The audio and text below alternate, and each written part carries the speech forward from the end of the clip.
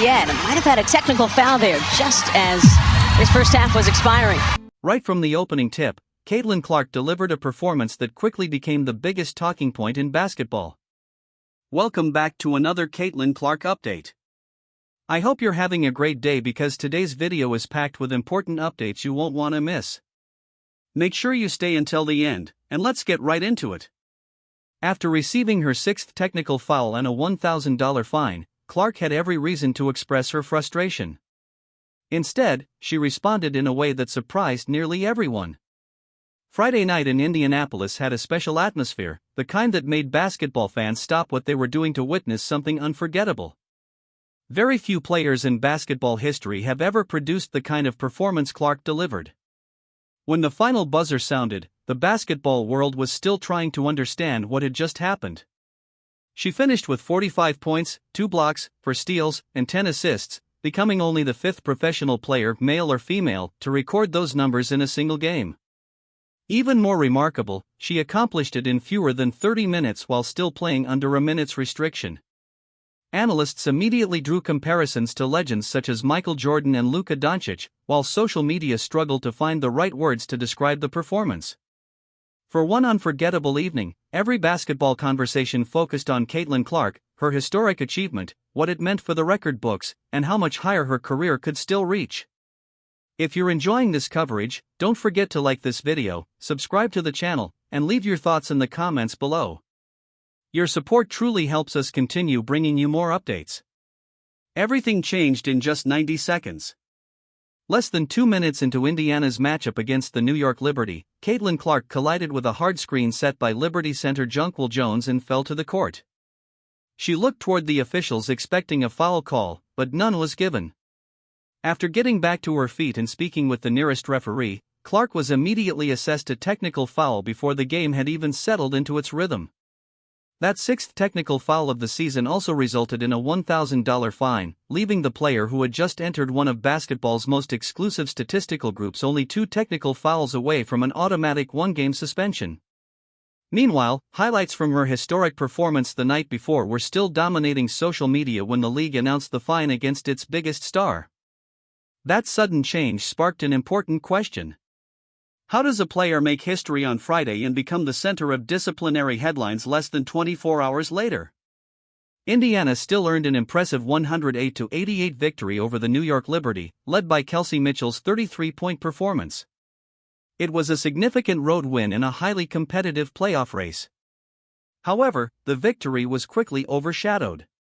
Instead of celebrating the result, many fans focused on the technical foul, the fine, and the growing possibility of a suspension. After witnessing one of the greatest individual performances in women's basketball history, supporters found themselves tracking Clark's technical foul count rather than discussing the game's final score. For fans who had followed the season closely, this didn't feel like simple bad luck or unfortunate timing. Many believed it was another chapter in a pattern that had been developing throughout the year, with one controversial whistle after another.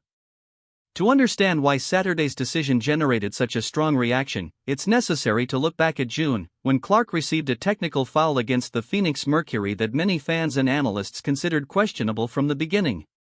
Most physical plays in basketball are quickly forgotten as officials allow the game to continue. This one was different. After reviewing the incident, the WNBA decided to uphold Clark's technical foul instead of rescinding it, even though similar technical fouls involving other players had been overturned earlier in the season.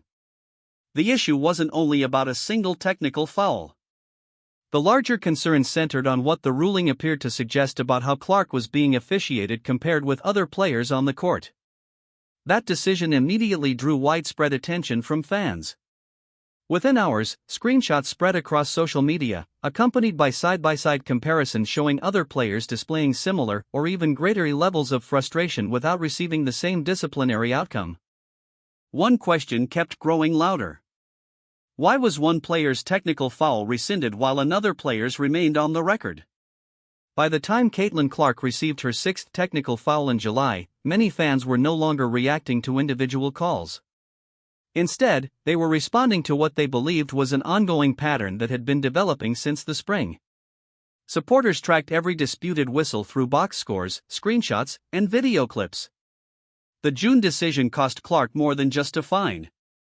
It also caused many fans to question the league's consistency. As the conversation expanded, it became much harder to dismiss it as simple online frustration, especially after Indiana Fever head coach Stephanie White publicly addressed the situation. Speaking carefully, she acknowledged there needed to be conversations about handling technical fouls involving her own player more effectively. That statement showed the issue had become something the organization was actively managing rather than overlooking. When a head coach chooses words so carefully, it reflects how important the situation has become within the league. At the same time, national sports commentators also began examining Clark's treatment, bringing the discussion beyond WNBA audiences and into mainstream sports coverage. Within just 1 week, Caitlin Clark went from being celebrated as the league's biggest attraction to becoming one of its most frequently disciplined players. Once that contrast spread beyond WNBA-focused coverage into mainstream sports media, the league no longer fully controlled the narrative. The discussion continued to grow on its own, reaching even casual sports fans who had never paid much attention to technical foul rules but were now questioning consistency and fairness. That level of attention carries far more influence than a handful of frustrated social media posts because it directly affects the league's public image. Looking at the technical foul standings only adds more fuel to the debate. Clark is tied with Kalia Copper for second in the league behind Angel Reese, even though all three players have very different playing styles. Reese succeeds through physical play in the paint. Copper constantly attacks the basket. Clark's game, however, is built around passing, outside shooting, and creating space on the floor rather than constant physical contact.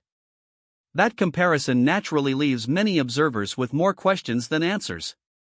As a result, Clark's supporters have built an organized system to document every disputed technical foul. They monitor live box scores during games, collect video clips with exact timestamps, and compare her calls with similar situations involving other players. What started as emotional reactions has evolved into a detailed record that many see as a public fact-checking effort. Every new technical foul adds another layer to that growing archive, bringing even more attention to each officiating decision. Even without an official campaign or spokesperson, that consistent documentation creates its own form of pressure simply because so many people are watching. The discussion also reaches beyond officiating, raising financial questions that deserve much more attention than they often receive. Before the season began, the WNBA quietly updated its disciplinary system, increasing the penalty for technical fouls 4 through 7 from $200 to $1,000 each. Although the rule applies to every player, its impact is much greater on someone like Caitlin Clark, who has moved closer to the automatic suspension threshold than almost anyone else in the league. For many observers, the size of the fine is not the main concern. Instead, they question what the system appears to emphasize. When the financial penalties for reacting become much larger while concerns about officiating remain the same, some supporters believe the responsibility is placed entirely on the player. Clark, however, has consistently avoided making the issue about herself. Throughout the season, she has shifted the conversation away from individual calls and toward a broader solution. She has repeatedly argued that the league should replace its part-time officiating system with full-time referees. That distinction matters because she is not asking for special treatment or requesting specific calls be overturned. Her position is that improving officiating consistency would benefit every player, making it a structural issue rather than a personal complaint. That perspective changes the discussion from whether Clark receives too many technical fouls to whether the league's overall officiating system needs improvement. If Clark eventually reaches her 9th technical foul, the consequences are automatic: a 1-game suspension, a $1,500 fine, and no appeal that can change the result. While that would impact any team, it would be especially significant for the Indiana Fever, who remain in the middle of a competitive playoff race. vidIQ. Averaging nearly 21 points, 8 assists, and 4 rebounds per game, Clark is more than Indiana's top player.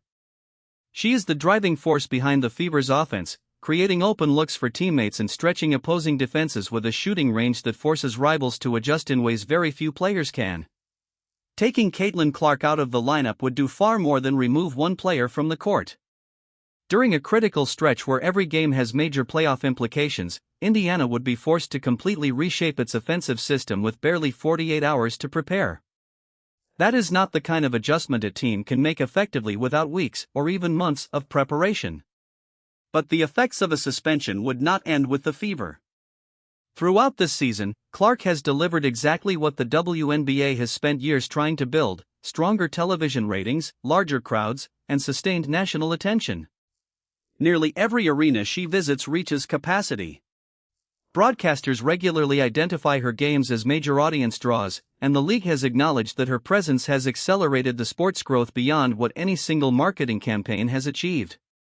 A suspension would therefore cost more than one game.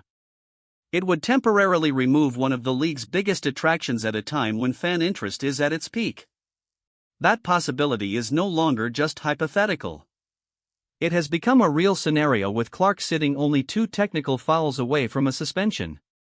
As a result, every technical foul has become a storyline of its own. Fans monitor live box scores, closely watch every interaction with officials, and wait to see if each discussion with a referee leads to another penalty. That constant level of attention creates pressure for everyone involved, including Clark herself. She competes with the passion and intensity expected from elite athletes. At the same time, she must perform knowing that the threat of a suspension is always in the background. Very few players are expected to manage their emotions under this level of public attention. Those who do are typically the sport's biggest stars, with the largest audiences and the brightest spotlight. All of this brings the focus back to Caitlin Clark. The argument is not that legitimate technical fouls should be ignored or excused. Instead, many believe the situation has become much more complicated, with the margin for error shrinking at exactly the moment when the stakes are higher than ever. Clark is playing some of the best basketball of her career while the pressure surrounding her continues to grow for teammates, coaches, broadcasters, and the league itself. It raises an important question: is it reasonable to expect the sport's most closely watched player to compete with so little room for mistakes while sitting just 2 technical fouls away from a suspension? The situation becomes even more difficult when considering everything she has already faced this season. Early injury concerns led Indiana's coaching staff to place her on a minutes restriction, while the physical contact she experiences in nearly every game has fueled ongoing debates about the consistency of officiating.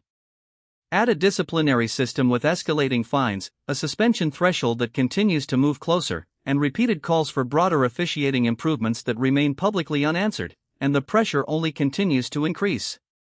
What should have been one of the most exciting stretches of Clark's career has instead become a balancing act between historic performances and growing disciplinary concerns.